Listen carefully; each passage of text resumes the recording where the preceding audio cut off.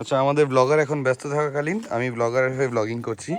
আমরা ঢুকতে চলেছি মজবিন কেভের দিকে। আচ্ছা, ব্লগার আমাদের নিচে তলিয়ে গেছে।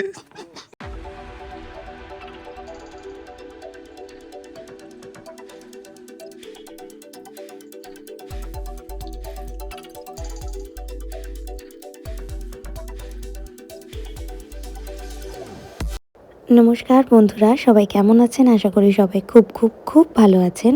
সাহেব বিবি অ্যান্ড ফ্যামিলির নতুন একটা ব্লগে সকলকে স্বাগত জানাই। আজকে হলো আমাদের মেঘালয়ের ডে 2 আর আমরা বেরিয়ে পড়েছি সবাই রেডি হয়ে সকাল সকাল আমাদের ফার্স্ট সাইট সিনের উদ্দেশ্যে। কারণ এরপর আমরা যাব হচ্ছে চেরাপুঞ্জিতে, আমাদের নাইট স্টেটা ওখানেই ছিল। বলতে বলতে আমরা চলে এসেছি আমাদের ফার্স্ট সাইট সিনের কাছাকাছি, অর্থাৎ শিলং পিক। তো এখান থেকেই আমাদের যেতে হবে।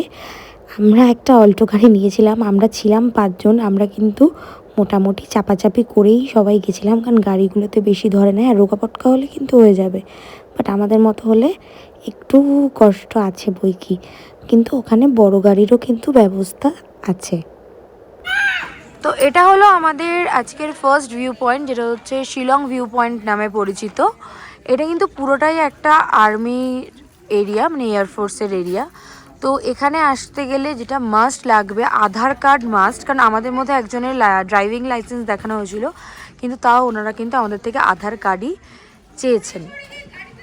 আর তাছাড়া তো এর আগে ভিডিওতে দেখালাম যে কোথা থেকে টিকিট কাটতে হবে, আর ওখান থেকেই অল্টো গাড়ি নিয়ে আসবে। এই যে অল্টো গাড়িগুলো আপনাকে এনে এখানে ছেড়ে দেবে। একটা গাড়িতে 4 জন ঠিক আছে, 5 জন হলে একটু চাপাচাপি হবে। আর পার পার্সন হচ্ছে আমাদের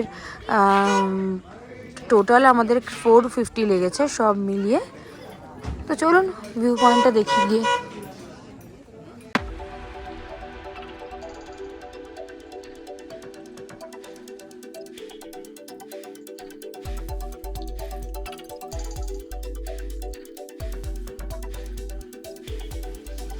অসাধারণ, পুরো শিলংটা এখান থেকে দেখা যাচ্ছে। এক্সিলেন্ট ভিউ পয়েন্ট, এবং আকাশটা যেহেতু ক্লিয়ার, আরো অসাধারণ দেখা যাচ্ছে পুরো বিষয়টা।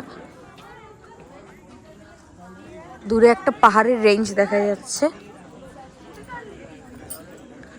অসাধারণ অসাধারণ, দারুণ। শিলং পিক দেখে আমরা বেরিয়ে পড়লাম আমাদের সেকেন্ড সাইট সিন দেখার জন্য। এলিফ্যান্ট ফলসে যাওয়ার আগে এখানে টিকিট কাটতে হয়, এখানে পার হেড 100। তো সেটা দিয়েই আমরা ঢুকবো। তো আমরা যেহেতু একটু দূরে দাঁড়িয়ে আছি, ভাবলাম এটা আপনাদের সাথে একটু শেয়ার করা যাক। টিকিট কাটার কিছুক্ষণের মধ্যেই আমরা ফলসের গেটের কাছে পৌঁছে গেলাম, তবে ফলসটা কিন্তু বেশ খানিকটা নিচে, ফলে গাড়িটা পার্কিংয়ে আপনাকে নামিয়ে দেবে। ওখান থেকে আপনাকে পায়ে হেঁটেই কিন্তু যেতে হবে, তবে সিঁড়িগুলো ঠিক আছে, খুব একটা অসুবিধা হবে না। বলতে বলতে এই যে আমরা ফলসের গেট থেকে এন্ট্রি নিয়ে নিয়েছি। সত্যি চারিদিকের পরিবেশ কিন্তু অসাধারণ, এবং সাথে ঝর্ণার জলের আওয়াজ খুব ভালো লাগছিল। তো আমরা তো দৌড়ে দৌড়ে যাচ্ছিলাম দেখার জন্য, তবে আমার খুব একটা বেশি ট্রেক করার ইচ্ছা নেই। কারণ যারা আমার সিকিমের ব্লগ দেখেছেন তারা দেখেছেন যে ছাঙ্গে ফলসে উঠতে গিয়ে আর নামতে গিয়ে আমার অবস্থা কী হয়েছিল। ফলে আমি দূর থেকেই কিন্তু উপভোগ করাতে বিশ্বাসী। তো পার্কিং থেকে নেমে কিছুটা হাঁটার পরই এখানে আমরা দেখতে পাবো এরকম একটা এলিফ্যান্ট সাইন লেখা রয়েছে। আর এখানে একটা ডাইরেকশন করা আছে।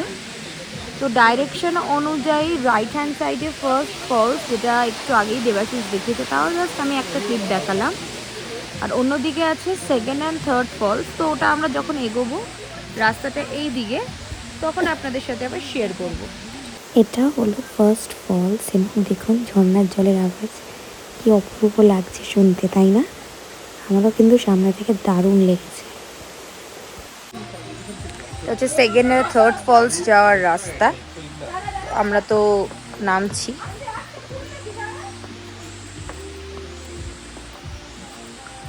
কতটা নিচে তার কোনো আমার আইডিয়া নেই।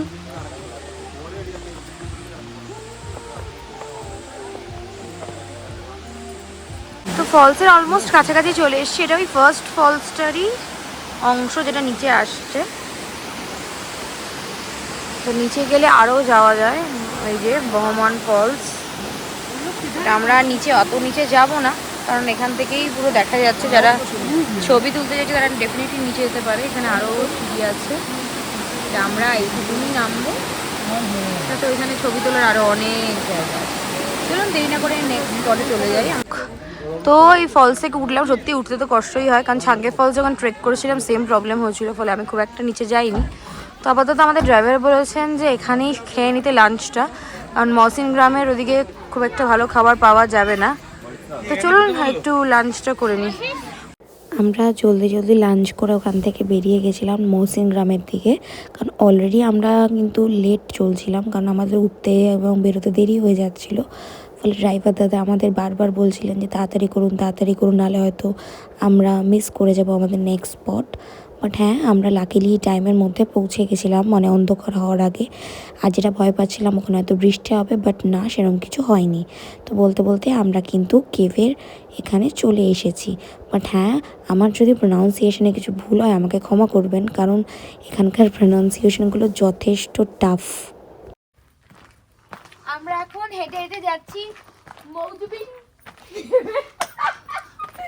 আসলে এসব উচ্চারণ করতে গিয়ে দাঁত ভেঙে যাচ্ছে তো অস্বীকার। আমি যদি প্লিজ এদিকে, আরে ওরে ও স্বামী, ও স্বামী, বউ এখানে, হ্যালো। এগুলোই তো মজা। হ্যাঁ স্বাভাবিক। হ্যাঁ আবারই জীবনে আবারই কি সব বলছে, আবার যাদের সাথে গিয়েছিলাম, যেহেতু তারা প্রত্যেকে আমার খুব কাছের মানুষ, ফলে রাস্তায় কিন্তু যেতে যেতে আমরা প্রচুর মজা করেছি, একে অপরের লেগ পুল করেছি। মানে ট্রিপটা আমাদের কাছে খুবই সার্থক ছিল যাকে বলে।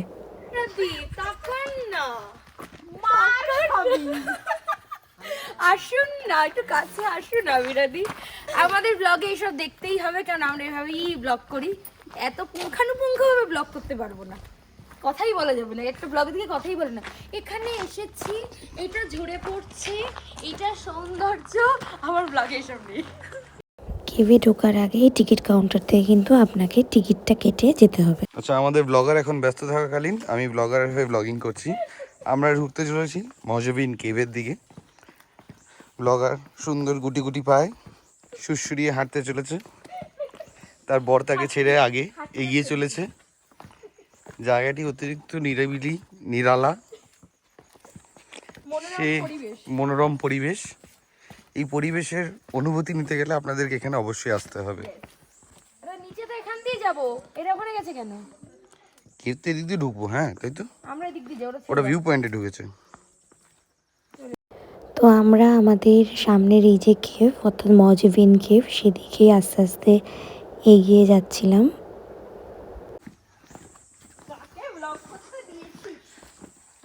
ব্লগারের নামে বদনাম করা হচ্ছে, কিন্তু আপনারা এসব নিয়ে বিন্দুমাত্র চিন্তা করবেন না।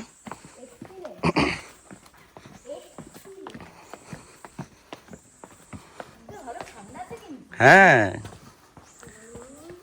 আচ্ছা, ব্লগার আমাদের নিচে তলিয়ে গেছে।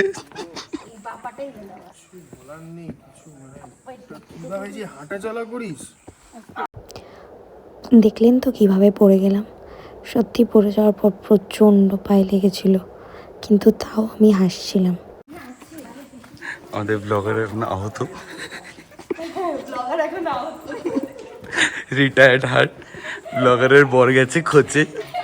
আমরা চলে এসেছি কেভের ভেতর। এখানের মূল আকর্ষণ হচ্ছে এই যে শিবলিঙ্গটা আর ওপরের এই পাথরটা। তো একটু আগেই দেখলেন ব্লগে যে আমি একদম মানে এবড়ো খেবড়ো ছিল, খেয়াল করিনি, পড়ে গিয়ে এমনি আমার বা পায়ে অ্যাঙ্কলেটে চোট আছে, তো এখন পা ফেলাটা মুশকিল।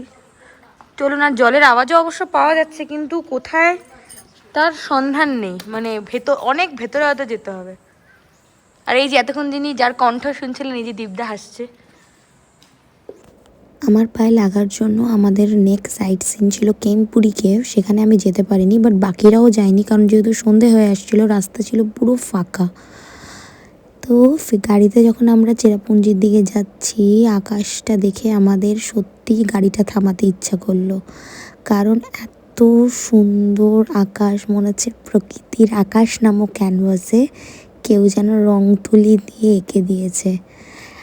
অসাধারণ ছিল। চেরাপুঞ্জিতে পৌঁছাতে পৌঁছাতে এতটাই রাত হয়ে গেছিলো যে বাইরের পরিবেশ দেখানোর মতো কোনো পরিস্থিতি নেই। আগে কখন মনে হচ্ছিলো যে ভেতরে গিয়ে বসবো, আর আমি তো সোফায় বসে আছি, শ্যুটটা দেবাশিস করেছে। তো হোমস্টেটা ছিল খুব সুন্দর এবং রুমগুলো ছিল যথেষ্ট বড়, বিশেষ করে বেডগুলো, প্রত্যেকটা রুম ছিল ডাবল বেডেড এবং একটা রুমে যা যা দরকার আপনার সবই রয়েছে। সাথে বাথরুমটা ছিল কিন্তু পরিষ্কার পরিচ্ছন্ন এবং যথেষ্ট বড়। সাথে রিসেপশনের সাথে এরকম আড্ডা দেওয়ার জন্য একটা জায়গা ছিল, ওই যে আমি দূরে বসে আছি। এটা দেখলেন কেভে গিয়ে পড়ে গেছিলাম, তো তার এফেক্ট এটা, একদমই হাঁটতে পারছি না, পুরো পায়ের অবস্থা খুব খারাপ। মেডিসিন নিয়ে এসেছি ফার্মেসি থেকে, তো জানি না কী হবে। পায়ে ব্যথার জন্য বাকি শ্যুট আর ঠিক মতো করা হয়নি। এখানে আমরা ডিনারও করেছিলাম, ডিনারটা ছিল অসাধারণ। তারপর আমি রুমে পা চড়িয়ে বসে, আর সবাই আমাদের রুমে এসেছিলো, আমরা একসাথে বসে আড্ডা দিচ্ছিলাম। এবং এই যে পড়ে যাওয়ার গল্প, আর এই যে আমার আবিরাতি আর দীপদা হঠাৎ করে মারামারি আরম্ভ করে দিয়েছিল। সত্যি টিম মেম্বাররা যদি এত ভালো হয় না, ট্রিপ এমনি ভালো হতে বাধ্য। আজকের ব্লগটা এখানেই শেষ করছি। খুব তাড়াতাড়ি দেখা হচ্ছে মেঘালয় ডে 3 নিয়ে।